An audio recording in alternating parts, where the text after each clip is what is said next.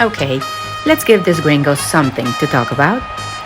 From the headquarters of the Wheel of Iron Golf Foundation for Military Vets, it is time for the Wheel of Iron podcast with your founder and host, Jeff Spadafora, aka Spaddy. 2, 3. Welcome to the Wheel of Iron podcast, an uncensored space where military veterans share their stories, proving that where there's a will, there's a way. Today, we want to welcome our first guest, Sean Keane, Command Sergeant Major, U.S. Army retired, a 31-year Special Operations veteran turned entrepreneur. First, thank you for your service, Sean. Can you give us a little bit of a background? What's your bio? Right. Thanks for having me on, first of all. I'm in the first one on, I guess, right now. Yeah, you're special, man. You're it. I'm not sure you want to be the first one going to the door all the time, but I guess that's going to be me right now. But it's the... So if we're kicking down doors, you're going in. Kicking door. Everybody wants to be number one man, so the number one man gets shot. And I don't want to be number one man anymore. So I spent 31 years in the military. I retired about three years ago now, 2021. Went in. I signed up when I was 18. Right in, and I was originally going to go into non-SOF ADA. So I was going to be a Black Hawk missile tech because I thought in my young days I need some advanced stuff when I get out of the military to work on advanced stuff, right. you know, technology.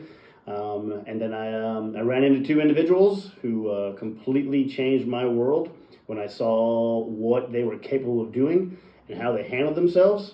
And they were two special operations guys, Army Special Operations, Green Beret, Rangers, combat divers. They had everything, and they were so competent. I was like, I want to be one of those guys. And that's what kind of drove my world. And I went in at 18, 19 into Special Operations, and I spent my entire life moving up to command on the teams, different command levels, and moving around the world, having an amazing adventure. Because everything I looked at in my life was, to be honest with you, as an adventure. Right. You know, what's the next adventure kind of piece, you know? So after 31 years, I'd imagine you saw a lot of different things around the world that we see on TV and maybe don't even know about, right? True. Or do know about, but... It's true, and it's interesting in that world is that it's just like pouring milk on a cereal. It's what you do, and you don't think anything outside of that, you know? So when people ask you questions like, well, that's what we did, I don't understand what's common. Isn't that common sense? Right. And people are like, no, that's not common sense. That's just what people you don't did do every that. day. Yeah. Yeah. That's what we did every day. So it was just kind of that mentality we had. So nothing was ever a surprise to me. It was like, well, that's what we do, you know? So let's back up a little bit. So you were a military brat. Yes. The main reason, is that the main reason you joined the armed forces? My father never really forced me, as far as I remember. You know, he did 37 years, retired colonel. My brother did 20. He was an Apache pilot. And then my grandparents, because my parents are first generation American, they immigrated over from Ireland. But my grandparents and my relatives, uncles, they served in the British Army and also with the Irish Republican Army before it was a terrorist organization back in the day. Wow. So we have IRA medals from back in the day hung up and so forth like that. So it's kind of in the blood almost in a way. I just assumed I would go in the military. I never really even questioned it kind of piece, you know. I just felt it was my direction. Let's go back again. So I remember in previous conversations, you were not quite sure what you were going to do, and maybe your father was like, is this guy going to go straight here or what? Yeah, my father was interesting because it kind of fast forward, and when I made it through selection at a very young age, my father almost seemed surprised. He was like, because I really didn't think you would really grow into this, you know, and reach these levels. You know, you're always kind of my pain in the ass. Right. You know, my youngest son running around like chaotic, you know. So it always cracks me up when he's like, you did make it? Kind of that question mark, you know. But yeah, he always kind of, I wouldn't say pushed that way, but there was so many things leading up to obviously living that military life growing up, right. You know, and being a part of that. I think it was just a natural transition to go into the military. So you spent about 60% of your life, probably more than that, right, in the military? Yeah, I guess 2/3, so, yeah. What was the main reason it kept you in for so long? Was it the camaraderie? Was it what you were doing? Man, maybe I was just afraid to go into the civilian world because I didn't know what I could do. Yeah. You know, when you look back at that, you know, it's just one of those things you think about. But I was always set up in a good position, and timing was everything, and it worked out well for me to move up to command levels. Because in life, it's all about the people you meet and the windows that open up, and timing's everything. And I was always managed to be in those windows to move up and do great things, kind of thing, you know. And I always was. That's one thing I always tell people is, man, don't be afraid to do different things and be good at what you're doing, even if it's just mopping the floor. Right. You know, be good at mopping the floor. People see that, and they know that you're dedicated to that piece. You know, so be good at that. Doesn't mean you want to be a mop guy the rest of your life. Right. But be good at everything you do, and people will appreciate that, and that'll help open those windows to move forward. Full effort all the time. Yeah. So look, Command Sergeant Major is like the ultimate.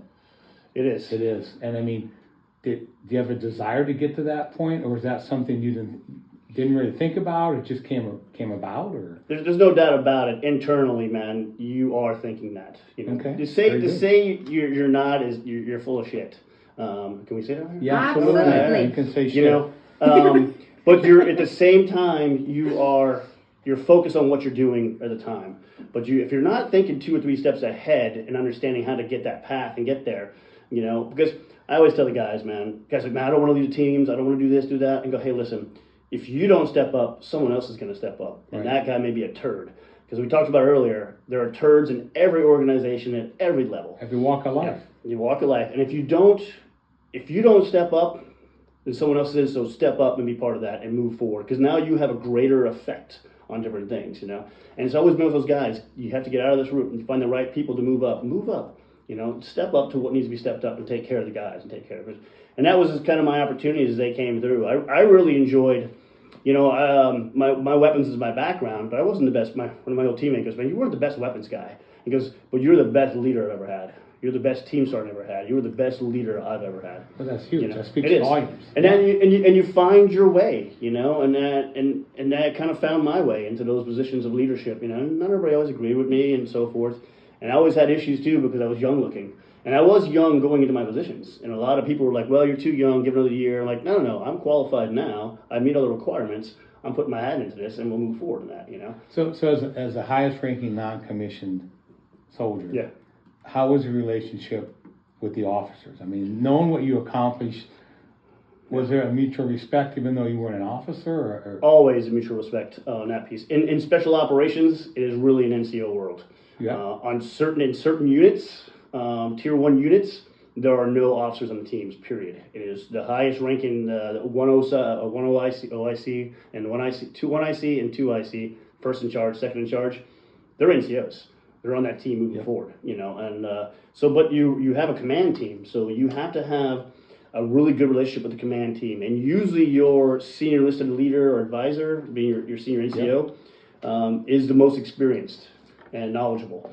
So that commander, his greatest asset and greatest advisor is that his senior enlisted leader moves with him.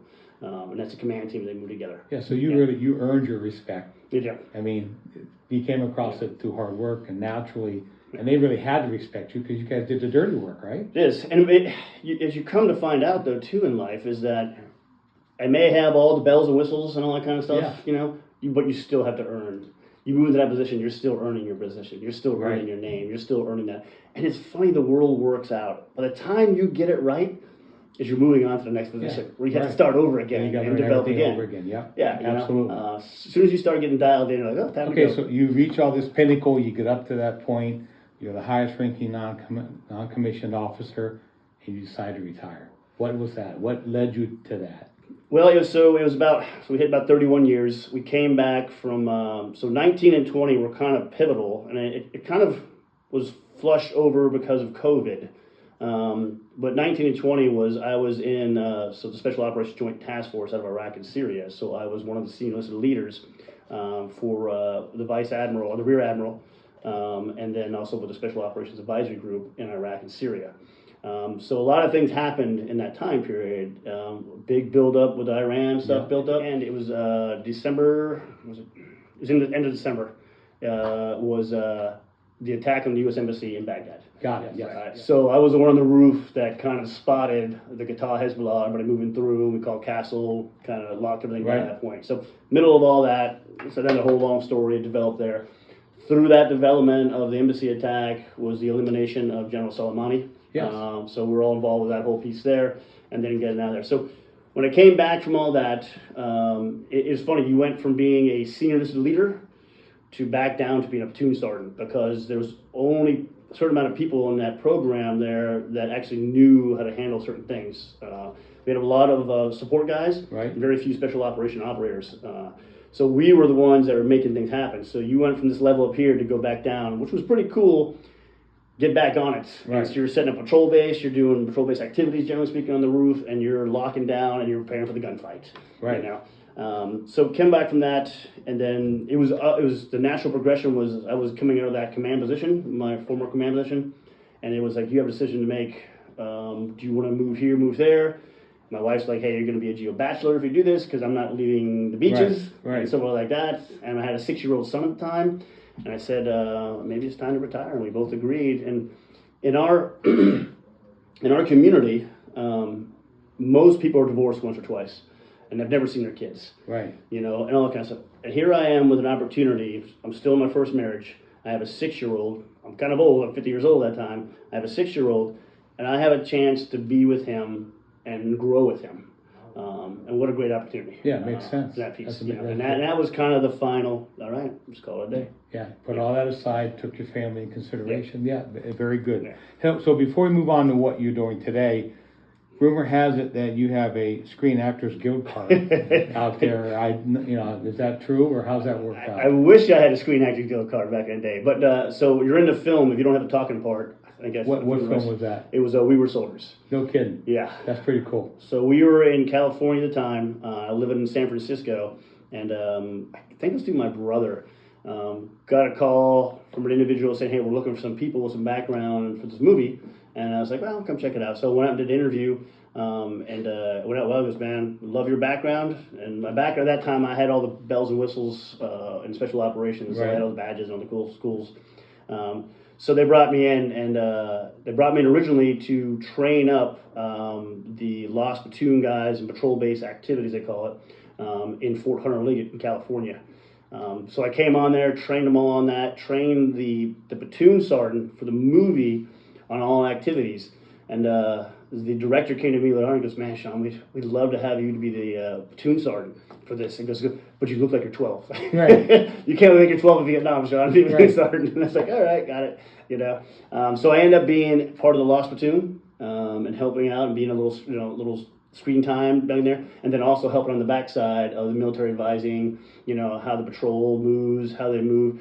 But it's interesting because a lot of the original guys from that time period and from that book came out, and so I got to meet those guys from that battle. No kidding. And we had You met Hal Moore? Yeah. yeah, they all came out, had a great conversation with them and so forth. Brought my parents out, and they met Mel Gibson and Sam Elliott, and they were excited about that whole thing. So it was pretty cool. But I always remember them telling me, goes, hey, Sean, I got it, man. You're moving in, a wedge formation. Goes, we never did wedge formations in Vietnam, always ducks in a row. And then, Right. and you're like, okay, I didn't know that. So now I'm adjusting. And they teach you how to do, our call for fire. And they were like, Sean, back in our day, they had nothing like you're doing now. A call for fire was, hey, this is you, this is me, drop it right here. Right, Kind of right, that, right. So you learn from those guys what they did in that time period so that you can adjust it and teach the guys on the ground, being the film guys, working with that. That's pretty amazing. That's great. That's great stuff. I love that. So when you finally took that uniform off, you're going home to be with your family and with your wife and raise your son. What's that feeling like? What was that like? Saying, I'm done, man. I'm in. Like you all can't see this, but Sean's got long hair. He's a surfer-looking dude. He's got a flowered shirt on. He's relaxing, all calm. So, but before you got to this state, So when I retired, it was a weird period, right? So I retired. I came back in when we came back in January, February of 2020. I went into leave, and I was starting to kind of work the process of medical and all that kind of stuff for my retirement and this that. And on March 14th, I was at the TPC Players Championship on Thursday, and my friends got VIP tickets. Were hanging out in there, and it was the only day of the Players Championship that year that people were allowed on the course because the next day COVID hit, and everything stopped. Yep. There was nobody at the Players Championship, and it just changed everything.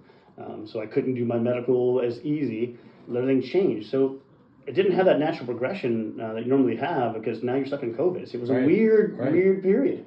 Everybody's stuck, so everybody drinks a lot and hang out at the house and blah, blah, So Yep. it didn't have a whole lot of time. It was suddenly the world stopped. And what really kind of bothered me about all that was that I just came from a location that you're pretty secured and you're limited on your access to freedom of movement unless you're doing operational pieces, stuff like that. And now suddenly I'm stuck in the same thing back home. I can't go down to the coffee shop. I can't go do this. I can't do this.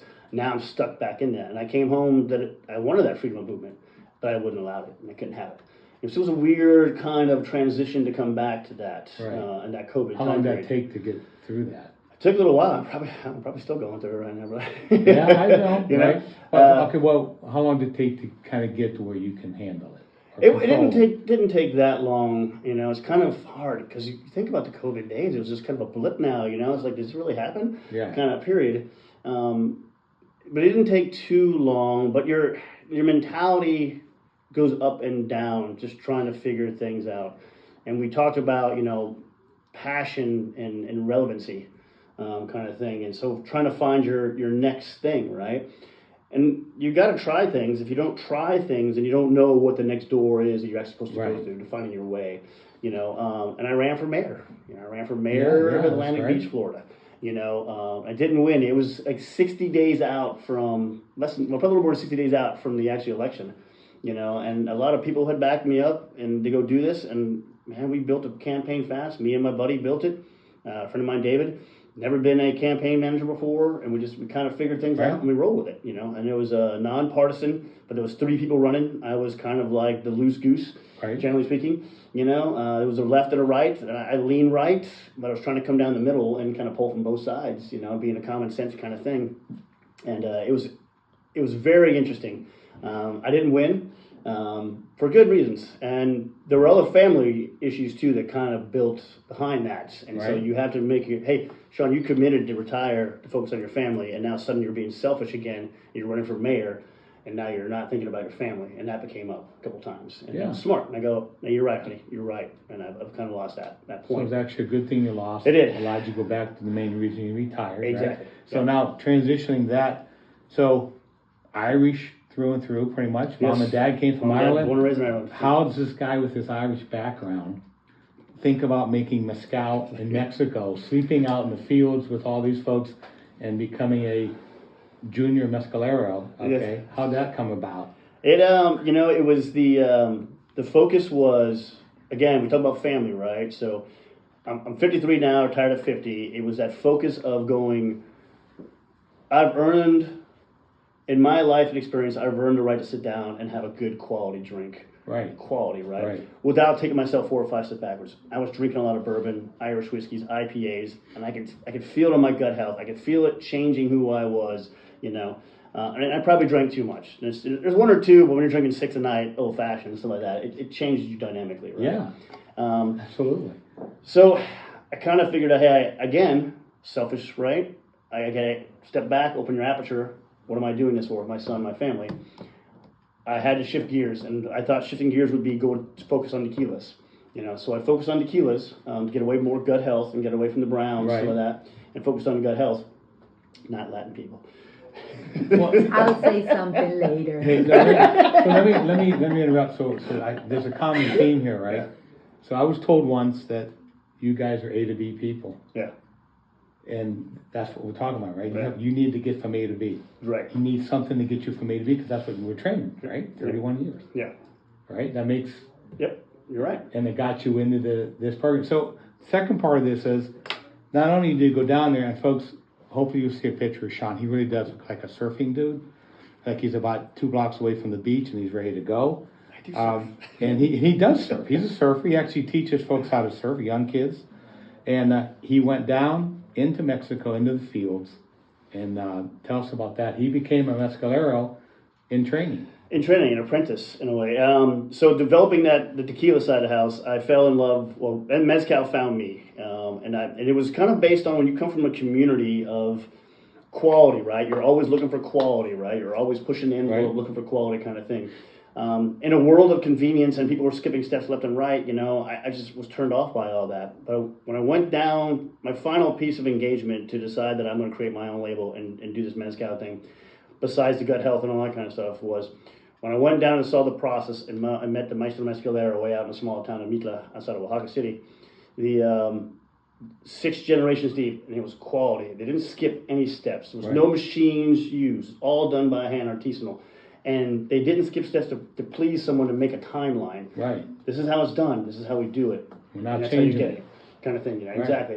And I fell in love with the quality of that effort right there. And that was the final piece for me going, I want to be in this. How am I going to do this? So how has that helped you with your PTSD? Because I know you were diagnosed with that, right? Yeah. And you took the Okana Agave brand, which I'm going to let you talk more about that. Yeah. How is that helping with that? It is. It keeps me focused. But what I really love about it goes back to the unconventional part of my whole life. And this is an unconventional way I'm doing it. And it's unconventional in the tequila agave world. It's considered an unconventional liquor. You know, compared to the refined element of tequila. This is an unconventional, you know, done out in the fields. There's no fancy machines and fancy things like that, you know. And that's what drew me, and that's what helps dial me in to be able to maneuver these waters. I don't like things just handed to me in a row. It doesn't work for me. I have to be able to, I have a good scheme of maneuver, and then I can adjust as I need to understand things. And I'm learning. And that's what a lot of people, I think, in this business have come to find about me, is that, hey, Sean's learning and he's a sponge, and we love that for that. He doesn't come in with scars of, this is how you do it, blah, blah, blah. I go, nah, not that way at all. So tell us how the name came about. So Okahan is actually Gaelic, Irish, for my last name, Keane, and that's where Okahan comes from. Okahan is a warrior tribe in Gaelic. Fitting. Yeah. And my wife actually came with it. So I have Okahan stuff in the house here and there, and but she came with, hey, how about Okahan Agave? And it just rolled nice. Okahan Agave rolled nice off that one. And that's what kind of drew me into it. So it brings that Mexican and Irish spirits together. Because if you really look at the similarities between the Irish and the Mexican, it's very, very similar. And Irish have a deep history, actually, in Mexican history. If you start looking up how a lot of the Irish from the U.S., because of almost like they were being held against them because they were Irish, they went to Mexico and actually were in the Mexican army and this kind of stuff like that. So there's a lot of history of Irish in Mexico. And I just thought that how the drinker were both drinkers, you know, and how they manage and how they do things and hard workers. And I just I love that. You know, I brought it I can tell you, folks, I've sampled the 3 or 4 different brands that Sean's put together, and I've never tasted mezcal, but I love this stuff. And he puts like a little old-fashioned cherry in there. That makes it just great. But I mean, very smooth, very good. So Sean, the big question is, when are we going to be able to get this stuff? Where are we going to find it potentially, and what are you looking at for a launch date? That's a good question, you know, and it's all this plan is still all work in progress, you know, and that's where I've going to have small batch, and again, it's small batch, 1,200 bottles, and it's broken down to 4 different styles. And by the way, we got our bottle, just saying. And so we got the, so it's going to be here in Florida, about 1,200 bottles, and then I'm kind of looking at where's that small footprint going to be, you know. It's the footprint of keeping it in North Florida and then possibly Texas, and kind of developing that. So people are asking how can I get it online. We're trying to get that, trying to figure that out, you know, and how do people, because I have a lot of friends all over the country, everywhere, that want a bottle and be involved with this, you know, and so that's me still trying to figure out. It's going to get to everybody. Just kind of figuring that whole thing out. So what's your website? Where do they need to go? Well, it would be www.okahanagave.com, which would be, Okahan is OKAHAN agave.com. Very good. See me on Facebook and Instagram. One of the key things I wanted to do all this was start building a social media buzz. And so I'm not a social media person. I am now. You are. Because of the brand. You have to be, you know. So I'm out there on Instagram and Facebook, and people are watching my reels of who is this gringo, blonde hair, 6-foot, curly hair gringo working agave fields. Right. You know, and it's not a celebrity thing where you walk in for 5 minutes. They're like, this guy's actually working in the fields and working the whole distillation process.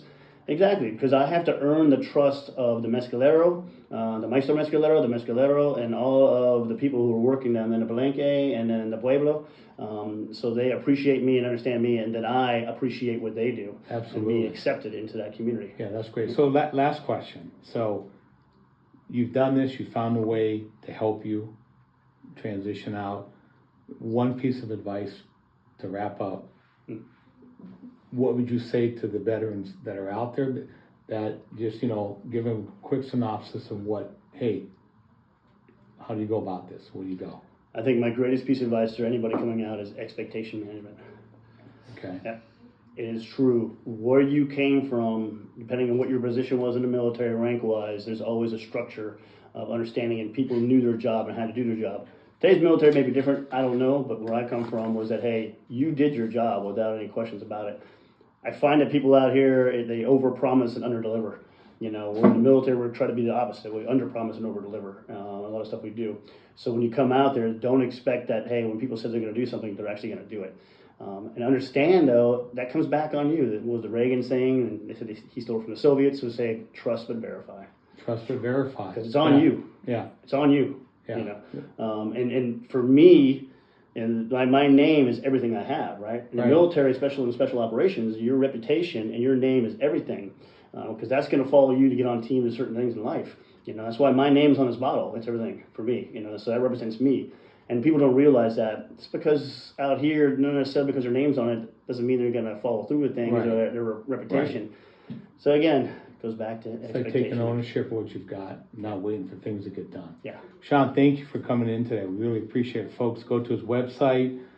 I'm telling you, it's good stuff. It should be here in about a month and 6 weeks, maybe 8 weeks. Roughly, could be sooner or later. It just, it's, I was told down in Mexico when I was working, and they said, hey, Sean, you're on, literally from my Maestro Mexico, you're on Mexican time. Slow it down. Yeah, right. Take a little bit of time. Get that siesta in. Right? They didn't do any siestas. No siestas? No? I was so shocked. I was like, I thought we did siestas. I think it was an English thing. I think it's an American thing. Yeah. Not here, right?